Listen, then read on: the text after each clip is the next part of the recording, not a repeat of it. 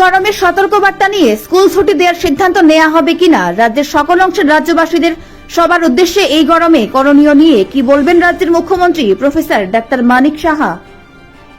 Bureau report, Dharmanagar news online. মানে জল খেতে হবে, আর যদি প্রয়োজন না হয় রোদের মধ্যে না বেরোনো, আর সবসময় বেশি পরিমাণে মানে ডিহাইড্রেশনের দিকে যেন না যায়। সবসময় একটা ওয়াটার যদি বেশি করে খাই তাহলে ডিহাইড্রেশনের সম্ভাবনা কম থাকবে।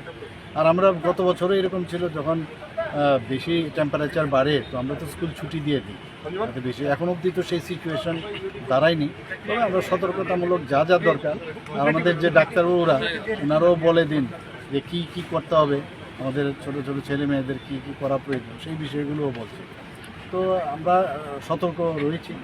তো আমরা গত বছরও সেটাকে আমরা যে নির্দেশাবলী দেওয়া হয়েছিল সেগুলোই এই বছর